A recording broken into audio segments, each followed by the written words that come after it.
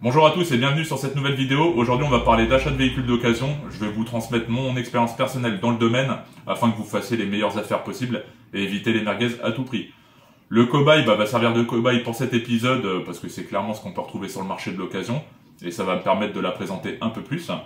N'hésitez pas à vous abonner, important quand même, ça me permet de moi garder la motivation à vous créer du contenu. Et vous retrouverez sur mon Insta également, qui a été rebaptisé depuis le premier épisode, tout ce que j'ai pu faire sur le projet et également le cobaye. On va commencer par la base, le budget en un, bien entendu. De toute façon, la base de tout par rapport à l'achat d'un véhicule d'occasion. Et je vous ai mis ces différentes choses dedans. Moi, j'inclus dans le budget autant l'achat du véhicule que la carte grise, que le trajet ou le transport du véhicule, enfin, que le véhicule arrive à votre domicile et, au cas échéant, les réparations. En deux, on va parler du choix du véhicule que je vous ai catégorisé en plusieurs parties. Donc, besoin utilisation, tout simplement que le véhicule réponde à vos attentes, que ça soit en termes de gabarit, si vous habitez en ville ou en campagne, si vous devez l'utiliser pour du chargement, des choses comme ça. Donc, tout ça a un impact sur le choix de votre véhicule. Le type, dans le type, je vais classer beaucoup de choses. La motorisation, essence diesel, électrique, peu importe.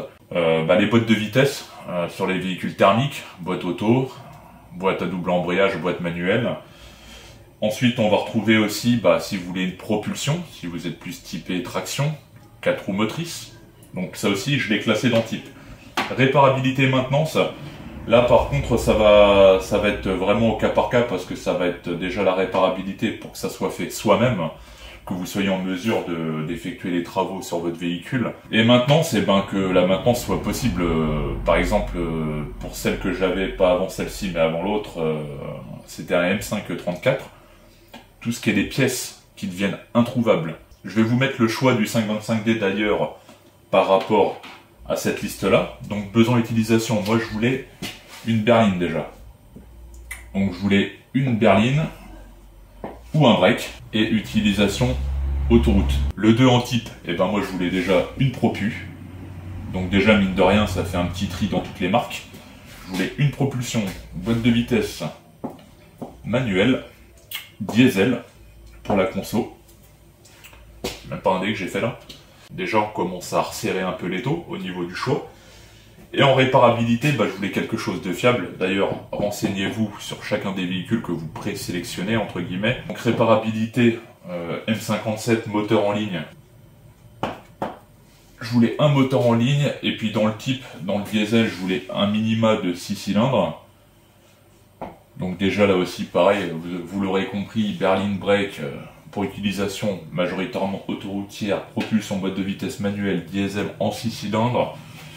En réparabilité, en plus, quelque chose de fiable, moteur en ligne, pour un accès, d'un point de vue général, pour tout ce qui est organes, nickel, encore mieux que sur une série 3, du coup, un peu plus de place. Et puis la maintenance, on commence à arriver dans la limite de celle-ci, par rapport aux pièces. Voilà, retrouver des pièces neuves commence à coûter cher.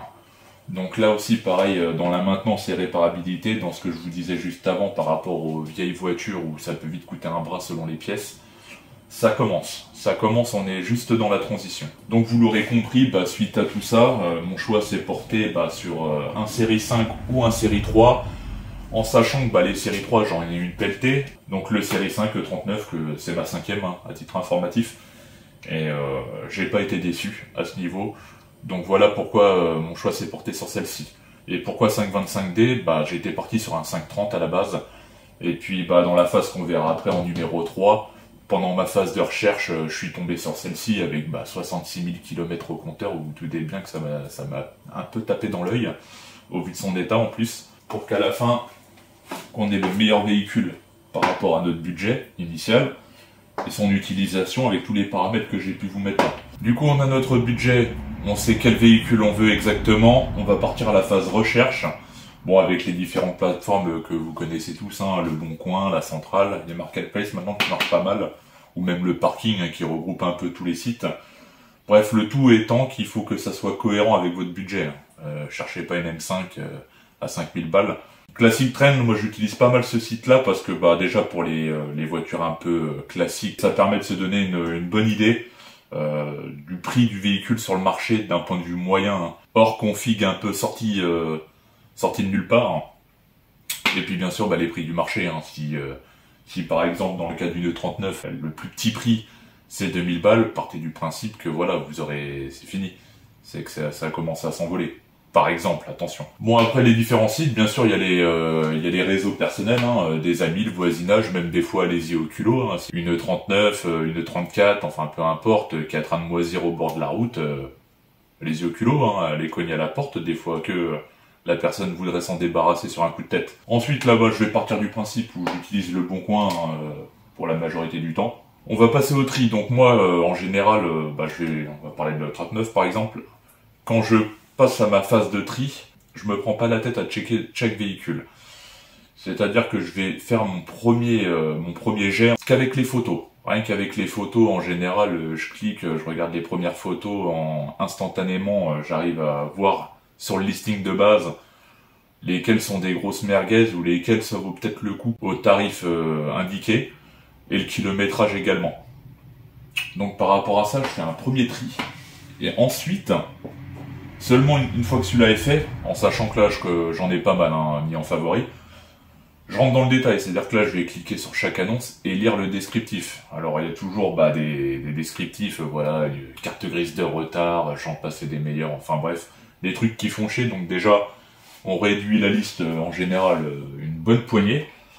Et dans celle qui reste, et ben après, moi je contacte les différents vendeurs. Hein. Bon, déjà arrivé à ce stade-là, je fais vraiment d'un point de vue rapide, sinon la vidéo pourrait durer 1 heure, hein, vous expliquer tout en détail. Si vous le désirez, mettez-le moi en commentaire si vous voulez que je vous refasse une vidéo dédiée, mais là c'est vraiment d'un point de vue global que je vous explique ça. Donc du coup, le contact du vendeur, vous contactez les différents vendeurs que vous avez sur les véhicules qui vous restent en favori. Et pareil, là, vous allez approfondir les recherches.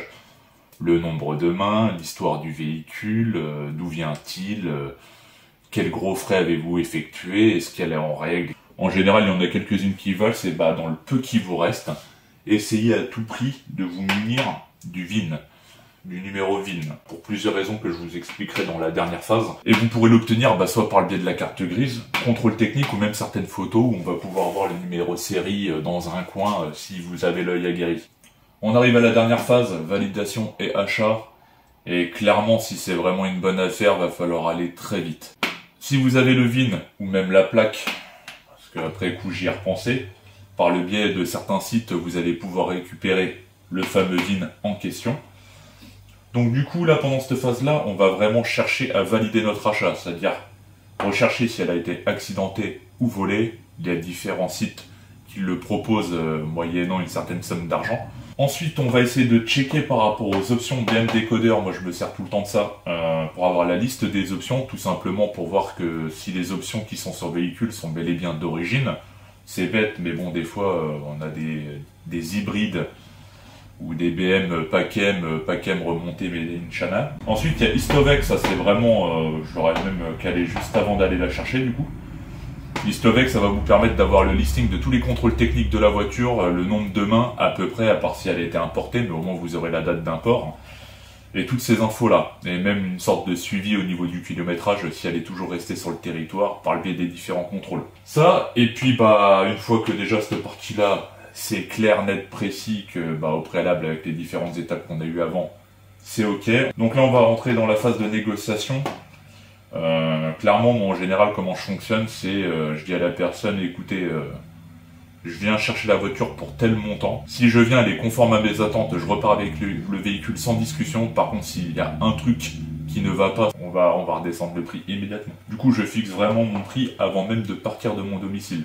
Ça évite tout blabla inutile sur place. Et du coup, on va passer sur la récupération du véhicule avec le cobaye. Je tenais à préciser dans un premier temps que je l'ai remis exactement en config d'achat, hormis les 2-3 éléments mécaniques que j'ai déjà pu modifier. Mais typiquement, c'est le genre de véhicule que vous pourrez retrouver sur le marché de l'occasion. Donc là, je vais commencer déjà par les jantes, qui sont clairement pas des jantes de 39, ça me fait penser à des jantes de 90. Sauf qu'avec leurs caractéristiques, que ça soit au niveau du déport ou de la taille du moyeu, ça se monte pas sur ce modèle. Donc je parierais pour des copies, checkez bien chaque élément de la carrosserie, chaque panneau. Faites le tour, soyez curieux, touchez à tout. Même au niveau des phares, des grilles, qu'il n'y ait pas de jeu nulle part. Bon là c'est des rétros pas électriques, donc n'hésitez pas à les faire bouger. Des fois suite à un choc, ils auraient été collés. Checker les vitrages aussi, bon là c'est pas de l'origine BMW, donc le pare-brise a déjà été changé. Rien de méchant, hein, mais quand on a des pare-brise avec double vitrage et autres, on aimerait bien avoir ce qui est dans les codes options d'origine. Répétiteur blanc avec clignot avant-arrière orange, ça aussi. Là on peut voir le petit béquet qui a été rajouté aussi, mais mal rajouté. C'est fait dégueulasse. Là il y a un croc, là il y avait un autocollant qui cachait la griffe qu'il y a ici. Donc ça aussi pareil, si vous avez une malle arrière vatrée d'autocollant, essayez de savoir si ça dissimule rien. On peut voir de la Montana, une belle réparation comme on aime. Au niveau de la trappe, pareil, on voit que c'est un bouchon BMW, mais soit il manque de l'élément, ou soit c'est un autre modèle. Chaque ouvrant aussi, n'hésitez pas, soyez curieux. Qu'il n'y ait pas une porte de bloquée de l'extérieur. On va revenir à l'avant. Baissez-vous, hein, vraiment, regardez bien chaque détail. Les anti-brouillards, que l'échangeur se porte bien. Ce que vous voyez ne vous choque pas. Là, on voit... ça, par exemple, c'est un truc qui doit vous tiquer. Là. Le bois, comme ça, qui ressort, bon, ça fait partie des modifications en cours, on y reviendra. Comme là, par exemple, sur la petite bavette du bas, on peut voir de la peinture. Donc, déjà, le pare-choc a été repeint, à savoir pourquoi. Là aussi, ce trou-là, vous inquiétez pas, ça, c'est moi. Hein. Ça fait partie des petites modifs qui sont en cours sur celle-ci. On y reviendra. Là, on voit que c'est gras au niveau du dessous du moteur, donc on verra ça au niveau du compartiment. Mais ces choses-là doivent vous sauter aux yeux. Au niveau des roues, insistez bien, enfin tout ce qui est visible, hein, les pneus, les amortisseurs dans la mesure du possible, que vous voyez pas de sointement, l'état des disques, l'état des plaquettes, qu'il ne manque rien. Là par exemple, il manque un clips. Là aussi, bon ça c'est par rapport à ma recherche de rouille, on y reviendra. Mais il y a encore malheureusement des contrôleurs techniques un peu scrupuleux, donc n'hésitez pas à regarder au moins ces éléments-là de sécurité dans un premier temps, surtout que c'est à la portée de tout le monde. Donc au moins vous pourrez voir si c'est cohérent par rapport au contrôle que vous avez niveau papier. Bah là regardez, vous pouvez voir ici par exemple. Hop là, on voit que le disque arrière, ça fait longtemps qu'il n'a pas été frotté par la plaquette par exemple. Donc ça doit vous tiquer aussi. L'état des jantes, l'état des pneus, bon, oh là ça j'avais pas vu. Ok. Ce genre de choses par exemple. La recherche de corrosion, alors ça aussi pareil. Vous pouvez avoir la plus belle DBM qui soit, ou même n'importe quelle voiture hein, qui soit, si elle a le cancer et qu'elle est bouffée par la rouille, malheureusement vous n'allez pas faire une super affaire. Donc là, au niveau des E39, les maladies, hein, c'est les bas de caisse et les tampons de levage. Donc vérifiez bien, soyez curieux encore une fois de plus. Au niveau des tampons de levage, tout ce qui est possible à portée de main, au niveau des plastiques, levez tout, regardez bien qu'il n'y ait pas de choucroute ou des piqûres de rouille. Autre chose aussi, les gaines de frein, gaines de carburant qui sont de l'autre côté également. Touchez-les hein, dans la mesure du possible. Si vous avez un visu comme ça dessus, n'hésitez pas avec la lampe de votre téléphone. Regardez bien qu'elle soit pas gonflée, rouillée ou autre. Ça aussi, hein, c'est normalement stipulé sur le contrôle technique. Bah, le dessous de la voiture, bon, hormis la ligne, qu'il y a de la corrosion de surface, rien de méchant. Elle reste quand même en bon état d'un point de vue châssis. Pour la présentation intérieure, bah, on est sur un intérieur simple, basique, tissu. Bah, comme l'extérieur, vérifiez chaque élément de l'intérieur, hein, que les commandes fonctionnent bien, testez tout. Les rétroviseurs, les vitres, descendez à fond, remontez à fond. Les poignées intérieures, fermez les portes, réouvrez-les. Ça a été repeint. Ça devait être de la boiserie, je pense. Hop là, on va s'installer. Ça a été repeint, mais mal repeint. On voit des fissures apparaître à quelques endroits. Testez aussi les commandes au volant. La radio, celle-ci par exemple, le HP gauche qui est mort. Donc voilà, on aime bien quand on achète une voiture à avoir tout qui fonctionne bien. Testez toutes les commandes de ventilation. On va mettre le contact. Le petit défaut d'éclairage arrière droit, on y reviendra. Testez tout, vraiment, même si vous avez un transmetteur ou quelque chose pour l'allume-cigare comme le mien, testez tout, vraiment, poussez le vis au maximum. C'est comme ça que vous éviterez le maximum de surprises. Ça évitera d'être déçu, hein, tout simplement, quand vous achetez un véhicule d'une certaine somme, hein, que ça soit 2000 € ou 10 000 €, voilà, on n'aime pas avoir des surprises, donc poussez le vis au maximum. Pareil, les rétros, vérifiez bien. Bougez-le parce que j'ai eu le cas d'un mouvement où le rétro est tombé. L'éclairage, les pare-soleil, là, qu'est-ce qu'il y a à dire? Bah 276 000 kilomètres, elle les a et elle les fait. Aussi important, testez votre véhicule à froid. Que ça soit moteur, pour tout simplement entendre le bruit du moteur à froid, hein, si il tourne rond et qu'il n'y a aucun souci. Mais même au niveau de la transmission, là on peut voir sur celle-là, enfin moi j'ai pu constater déjà le logo M, là, il n'y a rien à faire là. Les bonhommes de boîte, là le levier reste bloqué à droite par exemple. Et ça le truc c'est que quand c'est chaud, elle le fait plus. Il n'y a qu'à froid. C'est un début hein, de bonhomme de boîte, mais le problème c'est que voilà, la personne vient vous chercher à votre lieu de récupération, elle a le temps de chauffer, vous la testez la voiture, elle a plus le problème. Et quand vous rentrez chez vous, vous partez cruiser le lendemain avec votre nouvelle caisse, et vous êtes un peu dégoûté d'avoir ce style de problème. Ouvrez chaque élément, hein, vraiment, soyez curieux. Vous pouvez constater, tac, ça c'est pété. Et en plus on a un joli petit bouton rouge, un petit kit nose, avec un câble caché sous le siège. Bon, c'est rien de méchant, mais bon, ça... Les E39 l'ont toutes, hein, j'ai jamais compris, mais bon, écoutez, c'est comme ça. La grille cassée. Sinon, d'un point de vue général, sur celle-là, pour un cobaye, elle reste quand même relativement propre. Pendant l'achat de votre véhicule, moi j'utilise ça, hein, mais merci GLB d'ailleurs à ce sujet. Mais vous avez différents, boîtiers du même type. Hein.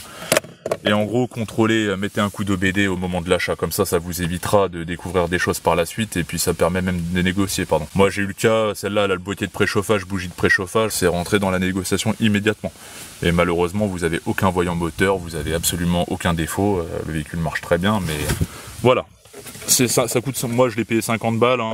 Écoutez, j'ai gagné déjà 200 € là-dessus, rien que sur la marge de négociation, donc c'est toujours bon à prendre. Bougez les sièges avant-arrière, les ceintures, testez absolument tout, même les boutons de vitre. Là vous avez testé là-bas au niveau de la commande principale, mais testez à chaque place de la voiture. Les essuie-glaces aussi pareil, bon ceux-là sont morts. Ceux-là sont complètement morts, testez l'éclairage, tout l'éclairage. Au pire, le mieux c'est vous laissez le vendeur dans la voiture, vous lui dites de tester tous les éclairages et vous vous mettez à l'avant et à l'arrière pour vérifier que tout fonctionne bien. Soulevez chaque tapis, soyez curieux, regardez un peu tout. Vraiment fouillez un maximum. Bon là il y a le siège bébé, mais virez la banquette arrière pour voir si la personne a déjà changé la pompe de gavage et puis que ça a été fait dans les règles de l'art. Ce genre de choses aussi, alors ça c'est pas mal celle-là.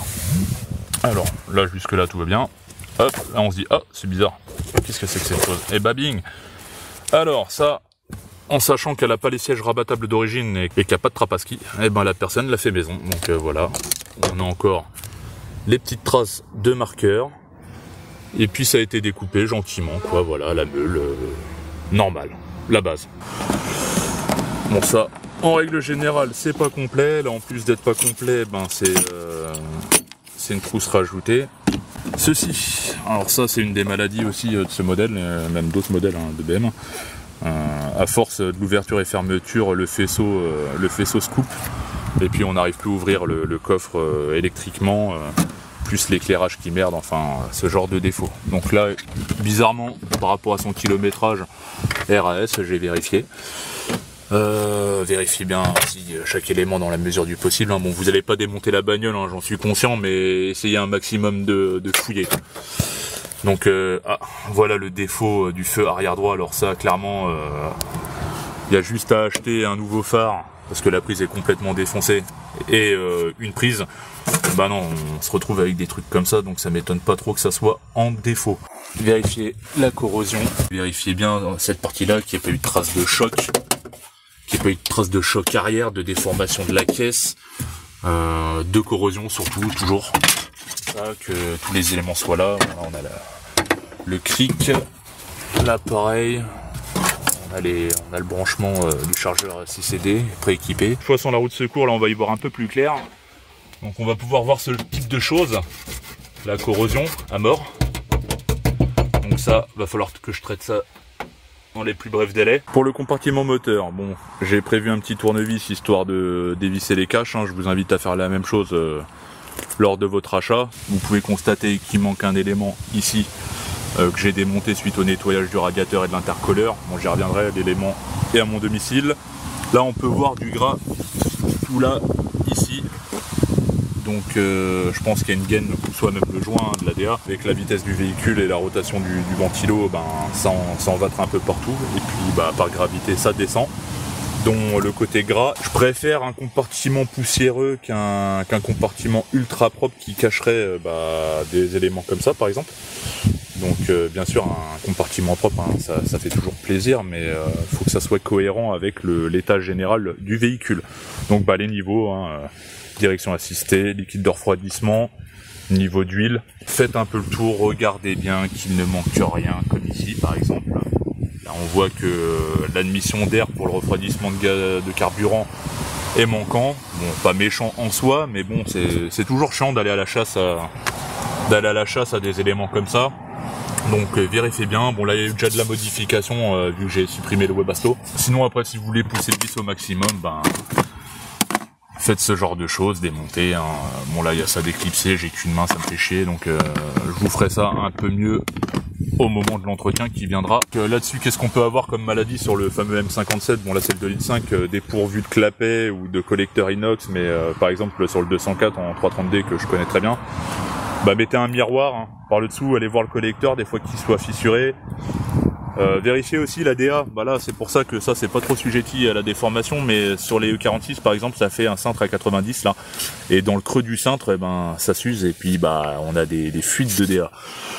Là je fais du global, hein. Là on peut voir aussi que ça a dû être démonté par je ne sais qui a défoncé le couvercle de filtre à huile, en espérant qu'il pète pas au desserrage au moment de l'entretien. Voilà sans cache, franchement ça prend 1 minute et puis au moins vous avez une vision un peu plus poussée du haut moteur. Là si vous voyez des fuites de gasoil ou des choses comme ça, donc regardez que tout va bien, que ça soit pas trop gras. Bon après quand on a des gros kilométrages, que ça soit légèrement gras, et encore vous voyez 275 000 c'est sec comme il n'y a pas, donc normalement il n'y a pas lieu d'être. Et bien sûr n'oubliez pas de tester le véhicule, même si c'est une personne de confiance qui vous la vend, on n'est jamais mieux servi que par soi-même. Donc faites bien un essai routier hein, suffisamment long avec de la voie rapide tant qu'à faire également, histoire de passer toutes les vitesses et voir que tout se comporte bien. Même au niveau des trains roulants, qu'il n'y ait pas de comportement bizarre, au niveau des virages, au niveau des ronds-points également. Le freinage bien entendu, bon celle-là je sais pas, non je roule pas assez vite. Mais celle-ci elle est disque voilé. Disque où il y a quelque chose au niveau de l'avant qui se balade, qui fait vibrer le volant. Donc ça je verrai ça par la suite. Bah déjà il y a le disque arrière droit comme vous avez pu le constater, les plaquettes ça fait longtemps qu'elles n'ont pas fait un bisou au disque. Les bonhommes de boîte sur celle-ci également hein. Donc là comment ça chauffe gentiment, elle fait de moins en moins, mais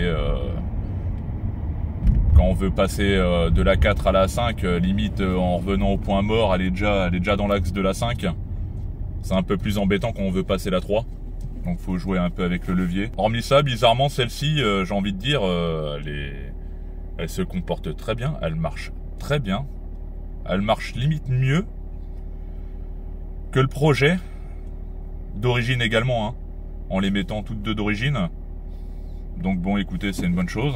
N'hésitez pas également à pousser les rapports hein, sur de la voie rapide, la 2e et la 3. Hein. Si elle doit tomber en panne, autant qu'elle tombe en panne au moment de l'achat qu'au moment du retour. Je pense aux sorties de péage principalement.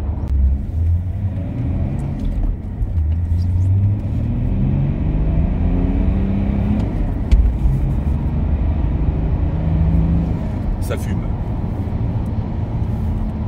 Freinage d'urgence également, n'hésitez pas hein. Ça pile bien malgré des freins un peu douteux.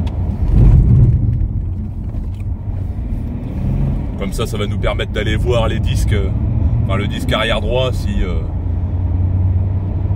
ça lui a fait quelque chose.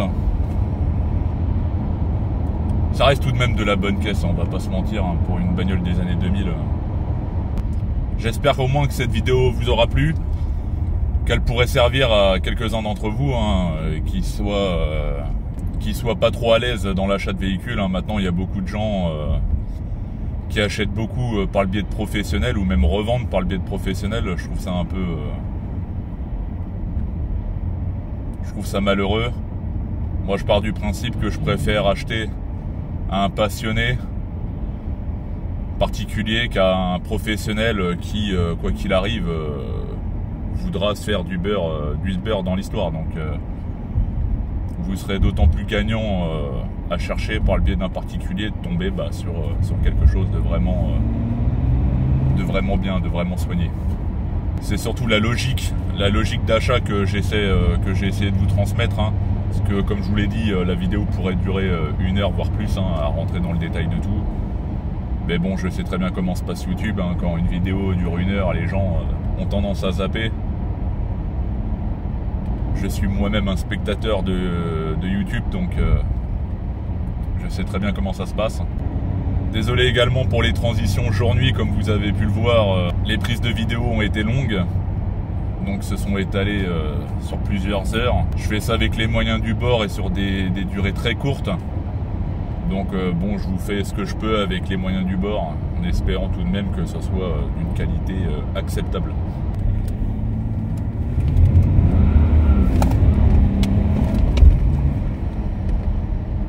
C'est joueur quand même pour un 6 cylindres diesel. C'est vachement con comme bagnole, une fois qu'on a tout déconnecté. Encore merci d'avoir assisté à cette vidéo, je vous dis à très bientôt pour un nouvel épisode. Bye.